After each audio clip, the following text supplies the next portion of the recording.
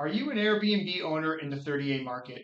If I asked you to let me know within 5 minutes if you're on track to meet, exceed, or fall below your revenue expectations for the year, could you do it? If not, you need to meet with your property manager to not just discuss the yearly revenue goals, but how they're breaking that yearly revenue goal down into monthly revenue goals. Hi, I'm Jeremy Levine, and alongside Scott Hill, we are AltVer. AltVer is a boutique short-term rental co-host company that focuses on the 30A market. If you're interested in learning a little bit more about what a co-host is, or about us in general, we'll be posting more videos, so follow us on Facebook, Instagram, or YouTube. At AltVer, we create monthly and yearly revenue goals for all of our listings. This allows us to track in real time the performance of each listing and quickly adjust pricing as required in order to make sure that we meet or exceed our yearly revenue goals. In this video, I'm going to show you how at AltVer we take our yearly revenue goals and break that down into monthly revenue goals using PriceLab's CompSet data. So let's go ahead and jump on in. I'm going to be creating revenue goals for this property, Amberjack. Amberjack is a property located in Inlet Beach. We've previously used this property when we created a video about the 4 comp sets that you first need to make once you're starting to use a dynamic pricing software. This property is a tier 2 property with ocean views. So in order to create revenue goals for this property, we're going to be using a couple of sources. Mainly here, we're going to be using PriceLabs and a Google Sheet. First, I'm going to show you PriceLabs. I previously created this comp set, which is Inlet to Seacrest 7-bed tier 2. So this is all the 7-bedroom tier 2 properties that were similar to this property along the 30A coast. Up top here are the key performance indicators. And for the purpose of this video, we're really interested in this $235,000 average estimated revenue across this comp set. And then when you scroll down, you can view all the listings and you can click into the link and go and check what the actual listing looks like for each property. And then we get down to the market summary, and this is the data that we're going to be using in order to break down our yearly goals into monthly goals. So now I'm going to flip over to our Google Sheet. At AltVer, we use Google Drive and Google Sheets because it gives Scott and I the ability to access any file at any time, anywhere. So to quickly walk you through this, just general information up top.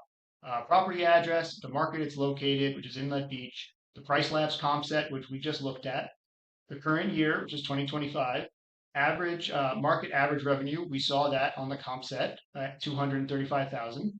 The estimated past 12 months revenue for Amberjack, if I go back into PriceLabs, is telling me that it is $206,545. So we have that in here. And then we decided to say we're going to shoot for a gross revenue target on this one of $240,000. We ended up coming up with this because we went through all of the listings within this comp set and said that our property, this subject property, should definitely do better than average and actually could be a property that performs towards the top. We could see that it performed below average in the last 12 months. So what we're saying is it's going to perform better than average in the next 12 months. Typically, the way that we're going to come up with this number is a much longer process, and we'll do a video about this as well. But we would use 3 sources: PriceLabs, AirDNA, and most likely B&B Calc. And we would want to find at least 10 properties that are very similar to our property across all 3, and then take the revenue numbers that all 3 sources provide, take the average, and then you get a range of revenues. We would then figure out within these ranges where this subject property lies, and we would end up using that as our revenue goal for the year. But for this purposes of this video, we're using $240,000 because the important thing is for you to be able to break this down into manageable monthly goals that you can track. We have a revenue goal, we have an occupancy goal percentage, and a RevPAL goal percentage. We have these because we're always going to shoot to perform better than our target. We're always going to try and do better than our target. Looking down the sheet here, you have column A is the data year. So if we're current month. So the current month this year is June. So June's data is not out yet. So right now, the data year for June is 2024. It's last year's data. July, the same, last year's data. However, May, we have current year data. So that's 2025 data. The month and the year is column B. Column C is available nights. So this is the number of available nights per month for this listing. We are assuming this listing is available 100% of the time for rent. Number of weekdays that occur each month, the number of weekends, the market revenue, and we're going to get this from the comp set here in a minute. The seasonality factor, this is really important.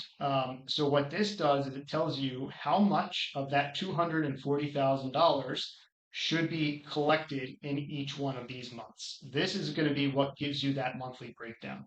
And the way that you find this is by plugging in all the revenue numbers in the comp set and then taking that current month divided by the total, which would be the $235,000. Our monthly revenue target, that's what would create our monthly revenue target, which is column H. And then we have our revenue goal. And you can see we're looking to make 10% more than our revenue target for the month and for the year.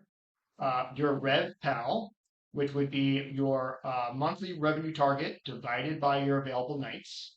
And then our Rev Pal goal, again, would be 10% higher than our target. Column L is market occupancy, and we'll grab all of these numbers as well from the comp set. Our occupancy goal, we're saying we want to be 30% more occupied. And then you have a base price, and your base price is essentially your market occupancy times your Rev Pal. Weekend factor is essentially saying how much more are you going to charge for weekend nights than for weekday nights. And there's going to be a chart in this comp set that's going to show us the distribution of nightly rates across the full week.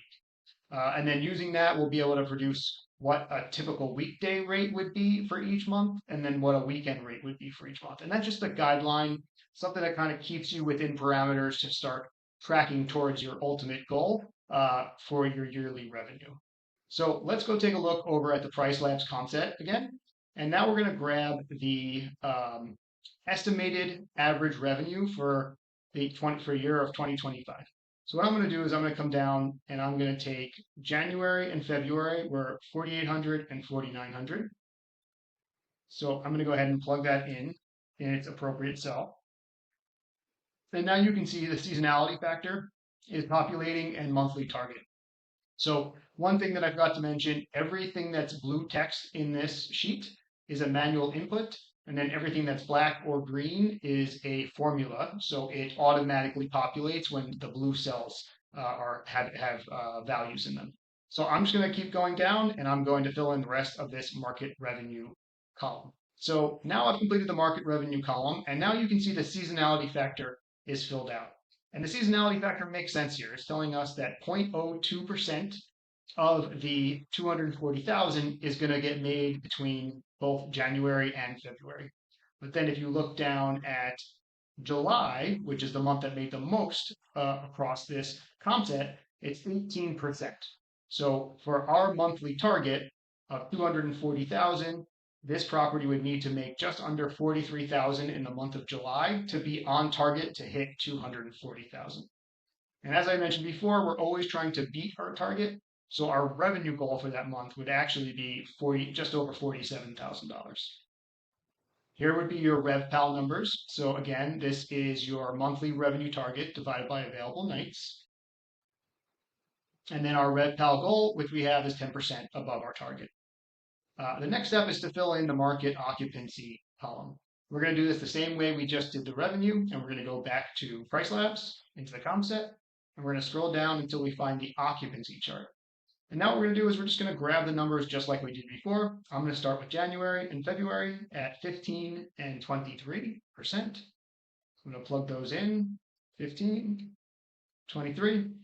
And just as before, you can see the other columns that have formulas in them are starting to populate. I'm going to go ahead and complete the rest of this column, and then we can see what that does to the rest of the numbers. So now I've completed the rest of the market occupancy column, and then you can see our occupancy goal right next to it, which is 30% above our target.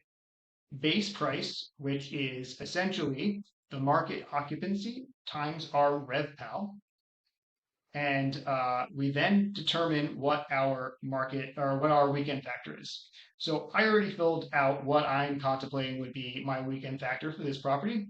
But let's go ahead and look at the data in the comp set. So if I keep scrolling down, you're going to find a chart that says day of week price factor. So what you can see here is the day of week price factor for this comp set is flat. It's essentially saying $1,300 a night is what is being charged, whether it's a weekday or a weekday or a weekend night. This is for a full 360 days. If we look at 30 days, it varies a little bit, 1,800 versus 1,700, but again, it shows it's being pretty flat. So what that's saying is there's not that much more demand between the weekends and the weekdays. However, what I want to do is make weekdays more. I want to make weekdays more desirable to book, which means that they're going to be priced less than weekends.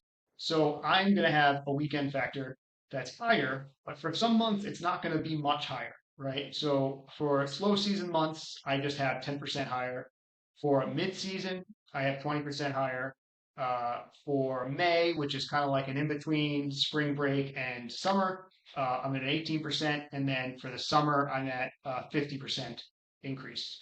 And then you can see that then creates your weekday rate and your weekend rate, which is just parameters, right? So the likelihood is off season, this 7-bedroom home, I would not probably rent for $143 a night or $161 a night, but I would potentially rent it for $199 a night, or maybe a little bit more. And the reason why we do this is because, yes, it's a small booking for a very large, beautiful home, but when you stay booked in the off season, one, it's more revenue, but two, it keeps you highly ranked on Airbnb and VRBO and allows you to get better bookings going into peak season than if you did not take bookings in the winter or in the off season, because then you have to work your way back up to page one and you're missing out on some bookings. One other thing that we also always like to keep in mind is cheaper off-season booking could potentially turn into a very expensive peak season booking, and that could potentially be a direct booking because we're going to remarket to those guests. So now you've quickly been able to take your $240,000 gross revenue target, and now you've broken that down into monthly targets that you can track on a monthly basis and see how your revenue management strategy is performing. The next thing, and we'll do a video on this that's going to make this really powerful for you, is using Price Labs. Is using the Price Labs report builder. The report builder is a powerful tool that allows you to upload your revenue, occupancy, RevPal, all the goals that you're creating, upload those into the report builder, and then with a click of a button, see how your property is performing against the market, also how you're performing year over year. If you found this video helpful, click the like button and subscribe.